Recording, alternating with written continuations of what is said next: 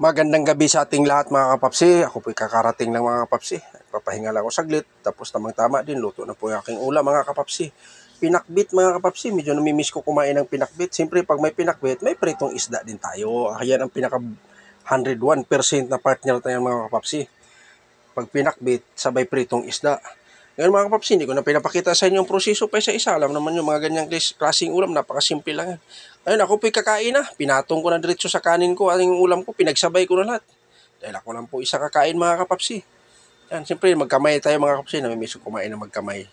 Ano, pero naghuhugas tayo ng maayos mga kapapsi bago tayo magkamay kasi sinusubo natin sa ating bunganga yan. Napakasimpleng ulam pero para sa akin mga kapapsi ay napakasarap na. Kung sino pang hindi kumain yan, sabayan nyo ako. Yan, napakasimpleng ulam pang probinsya.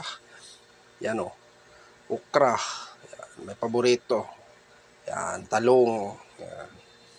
Inisa-isa ko lang mga kapapsi. Tapos sinaluan natin yung kunting karni ng baboy yung ating pinakbit. Lalong masarap mga kapapsi, malasang malasa. Sabay partneran natin ng pritong isda.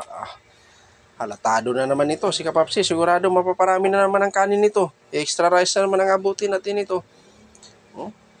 Kahit na medyo may paisa-isang tinik mga kapapsi, siyempre mag-ingat din tayo dahil pritong isda yan. Alam mo naman ganitong klaseng isda, talagang may tinik talaga yan. Tulinga na para siyang galunggong na malaki. Ang tawag yan dito sa Manila yan. Yung pula ang buntot, yan malaki siya, parang galunggong. Yan. Napakasarap yan, lalo na pagdating sa prito. Prito paksiw, yan, pinakadabis. Yan, mga ganyang klaseng isda. Yan, dinadandahan ng ni kapapsi. Dahil medyo mainit at saka diretso ko na hawak yung plato.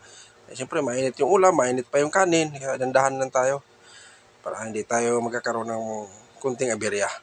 Yun na po, ipagpatuloy natin. Kung sino pang hindi kumain dyan, sabayan niyo ako. Kain tayo sa napakasimpleng ulam. Paulam lang sa hapunan, mga kapapsi. Yan, sarap kagat-kagatin yung isda. Ulo ng isda, yung bandang ulo ang pinili ko. Dahil medyo malasa yan. At saka medyo crunchy-crunchy pagkaprito yan, mga kapapsi. Talagang halatado naman. Talagang malutong na malutong talaga. Saka yung gulay mga kapapsi, medyo namimiss na akong kumain ng gulay. Medyo matagal-tagal na ako rin hindi nakakain ng ganitong gulay. Puro laswa lang, sunod-sunod ako ng laswa. Dito naman tayo sa pinakbit. Napakasarap tong pinakbit mga kapapsi. Kaso lang, pag hindi kayo sanay, talagang manibago kayo. Pero sa akin, ay talagang yan ang talagang pinakadabis na ulam ko talaga. Gulay, lalo na pinakbit. Tapos haluan natin ng kunting taba ng baboy. Ay napakasarap talaga, sigurado talaga. Papaparami tayo ng kanin nito. Yun lang po mga kapapsi, update ko lang sa inyo at ako po'y nagpapasalamat sa walang sawang suportan nyo sa akin. Kung sino mang hindi ko nasuportahan, ako po'y hingi ng pasensya. Hindi talaga kaya. Darating din tayo dyan na ako po'y magbabalik sa inyo. Hindi ko naman kayo nakakalimutan kahit sino kayo. Isa-isa kayo nakalimutan. Hanggang dito na ako, bye-bye.